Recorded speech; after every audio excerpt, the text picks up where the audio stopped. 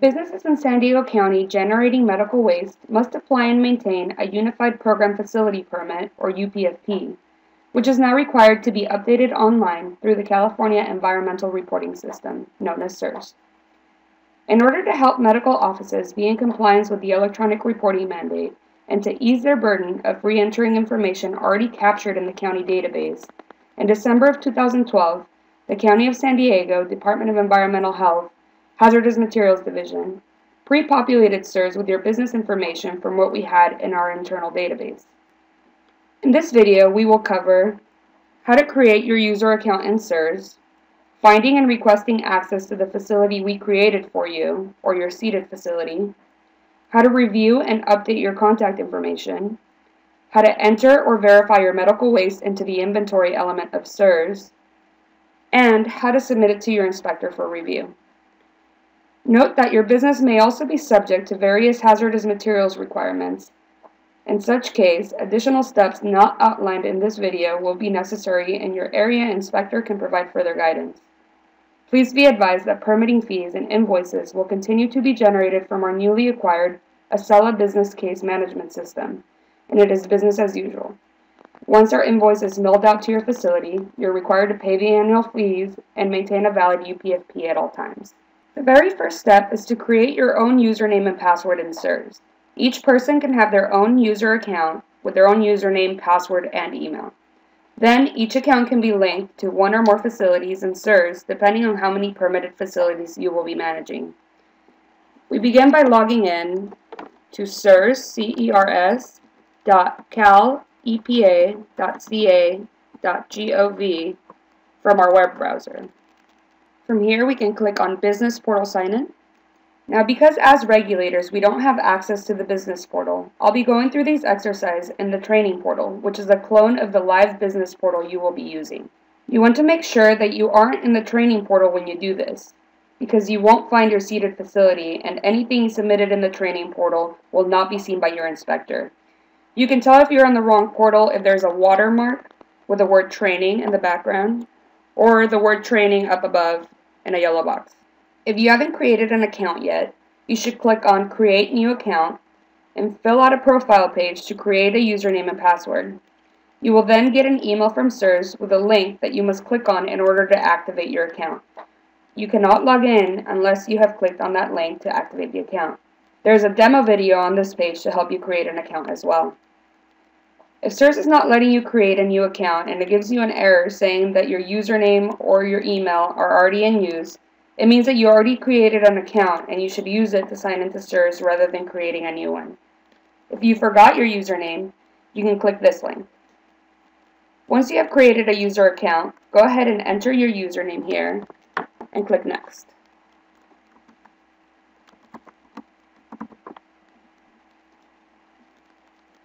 We then enter our password and click Next. This is what your homepage will look like if you haven't had any facilities linked to your account yet. The goal is to link your user account to as many facilities as you will be managing by requesting access to them. So to find your facility, you have two options. You can click on Search Existing Businesses or Facilities, or if your homepage looks different than the one I have here, you can go to Tools, and then click on Business Organization Listing, and we get to the same search box. Now, the seated facility you will be searching for was created by having our county database transfer data into the CERS database, and during that process, a CERS ID was created that is unique to each permit. If you received a letter from our Hazardous Materials Division regarding CERS, your CERS ID was listed on that letter, and it is the easiest way to find your facility. You could enter only the CERS ID into this box here,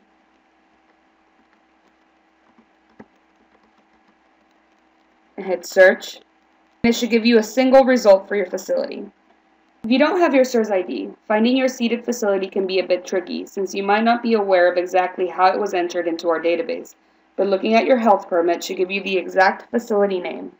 In this example, I am looking for John Locke, DDS, who works at Family Dental Clinic.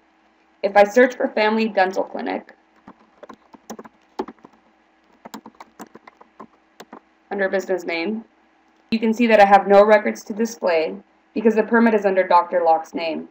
Searching for John Locke, DDS, without the comma, I also get no records because that's not exactly how it was entered into the database.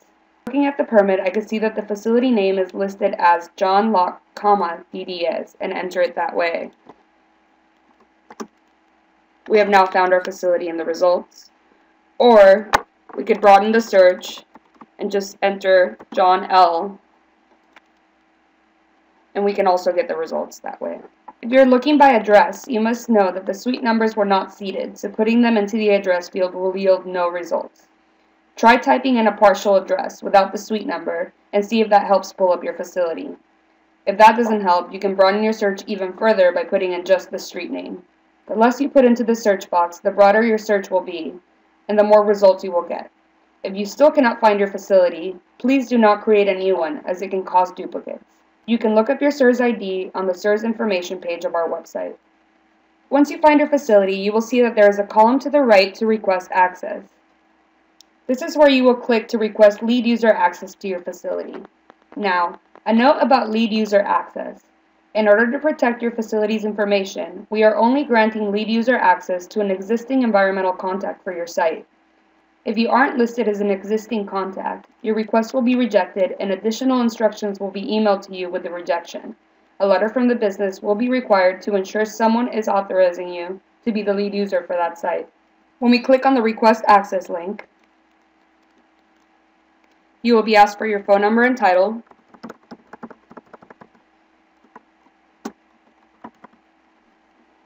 and once you hit Submit, you get a confirmation and you can see who the request is going to. In this case, this request is going to Grisel Garcia because she is the existing lead user for this facility. In your case, it's more probable that your request will be sent to San Diego County because there is no lead user for the facility yet. Whomever is listed here will get an email to process the request in CERS, and once you have been granted access, you will receive a confirmation email as well. Because the research can take some time, and we have over 14,000 facilities trying to get into CERS, we ask that you be patient as this step can take some time. If you only have one facility, now it's just a matter of waiting for access. If you have other facilities you need to request access to, you can hit the Tools, and then go to Business Organization Listing again to get to the search box and repeat the search for all of your facilities. Once you have been granted lead user access, your facilities will show up on your homepage in CERS, and you will need to review or enter updates to your contact information and medical waste in order to submit it to your inspector. Some fields may be pre-populated for you, but you should verify all the information before submitting. We begin by clicking Start Edit Submittal to view the online forms you will be submitting. Each gray header is called a submittal element, and each contains a set of forms that must be completed and submitted as a group. For example, you cannot submit your facility information element until both the business activities and business owner-operator identification pages are colored green and marked ready to submit. Now, notice that the business activities form is green and marked ready to submit. We still want to open the form and review it to make any necessary changes. The fact that it is green just means that the required fields are completed, but do not assume that it is all completed correctly, since there are some errors noted in the seeding process that you'll need to correct. There are two ways to open up these forms. You can click on the name itself, or you can select the Edit button on the right. If you click on the form name, it'll open it up for viewing, but you'll have to click another Edit button within the form in order to make changes to it. Let's go ahead and click on the Edit button from this page to skip that step and go straight into the form that we can make changes to. The top of the Business Activities page has your site information. Here, you could fix any mistakes in the spelling of the business name or add a suite number to the address if it's missing. Please note that if there is a change in ownership or relocation, changing the name or address in these fields is not the right procedure. In San Diego County, permits are not transferable, and if that is the case, you will need to create a new facility in CERS to obtain a new permit. These edit buttons are simply to fix things like typos or abbreviations in the name and address. The rest of this form is a series of yes or no questions regarding your business activities. The answers to these questions will tell the system what forms to pop up for you that you'll have to fill out and submit in CERS. Make sure that the first question in the hazardous materials box is marked yes. Please be advised that even if your facility does not have hazardous materials on site above those thresholds, San Diego County asks that you answer yes to this question in order to enter your medical waste items into CERS. At this time, this is the way the process works to get your medical waste items entered and submitted. Once you've done that, you can review the rest of these questions and save to continue to the next form. This is your business owner operator page. You will not be able to submit until any of the fields marked in red or listed in the submittal guidance above have been filled out. You can start filling those in and pay special attention to the owner box. Even if they aren't red, they were mistakenly populated with the property owner information rather than the business owner. You'll want to correct the owner information here.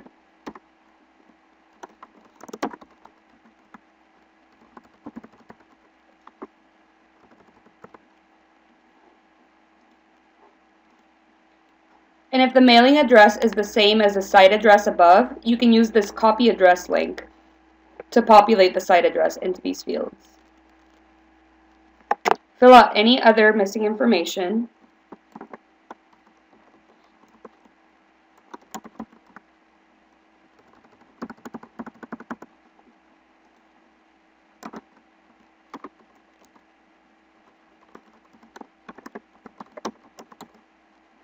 And again, you can use the copy address link above if the site address is the same as this mailing address. This certification box will take place of your annual certification statement. So you'll want to put in the name of the signer responsible, their title, and the name of anyone that was helping fill out these documents.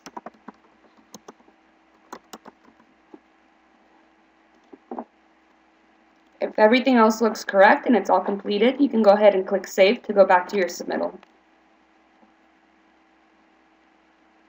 Next, you'll need to make sure that your medical waste is entered into the inventory portion of your submittal. If your waste was pre-populated for you, your screen should look something like this. You should have at least one item in these parentheses for your hazardous materials inventory. Click on the line marked Hazardous Materials Inventory to open up the inventory list. Clicking Edit next to an item on your inventory will open up the inventory form. You want to verify the information pre-filled on the form and filling anything that is missing or marked in red.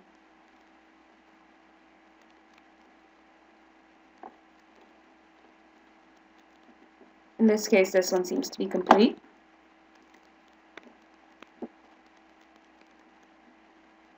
And our second item on this list, you can see that it has a red dot. That means that there is some missing information in this item. We can go ahead and click Edit to open it up.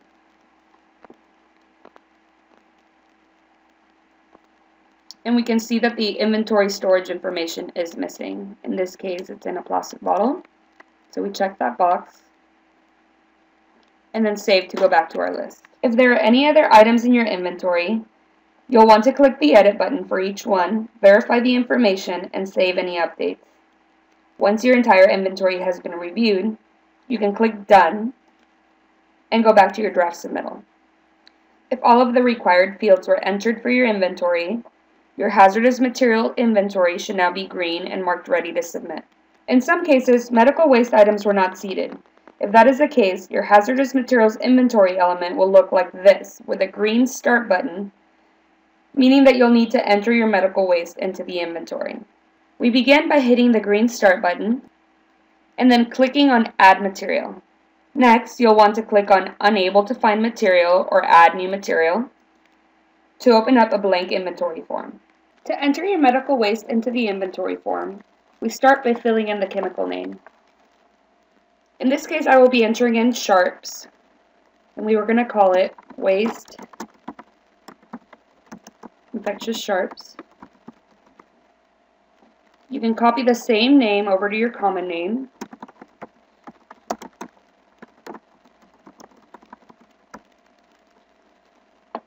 Our physical state is a solid. This is a waste. We don't need to enter the CAS number. This is not a trade secret. It's also not an extremely hazardous substance, so we click no here. We want to make sure that we leave the state waste code blank, and then skip down to your inventory location and quantity information. Here you'll have to fill in your average daily amount, let's say 5 pounds, your maximum daily amount, let's say 10 pounds, your largest container, let's say it holds 5 pounds as well, your annual waste amount, let's say 40 pounds. Make sure that your units are set to pounds. Your days on site should be 365 in most cases. And then your inventory storage information, you want to select what it's in. Usually it's a plastic bottle or a plastic drum. The storage pressure should be ambient, and your storage temperature should also be ambient. We don't need to fill in the mixture components or any additional chemical information, so we go ahead and hit save. And now we can see that our inventory has been populated with our sharps waste. If you have another material to add, you can use the add material button and go through the same steps to add additional medical waste streams. If everything looks correct and that is your only item, you can go ahead and click done, and it'll take you back to your draft submittal. Next, we want to click on our sitemap. And for most medical waste generators, you don't need a sitemap, so we're going to go ahead and click exempt under the document options on the left. And under the comments, just enter medical waste generator and hit save. And now we can see that our hazardous materials inventory element is all green and ready to submit. The emergency response and training plans do not pertain to medical waste generators and can be left as is. To submit, we can click on any of these green submit buttons, it doesn't matter which one, and it will pull up all the submittal elements that are ready to submit and package them into your first submittal. Currently, there's no enhancement in CERS that will point out any changes made by you in your submittal, so it's very important to include comments to help point your inspector in the right direction. To do so, you can click Add Comment to Regulator, there's one in each of these elements, and type in a comment that can help your inspector review your submittal. For example, we can include a comment saying,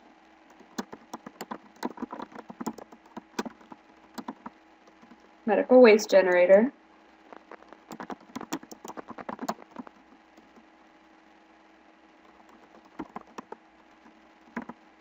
and updated contacts including owner.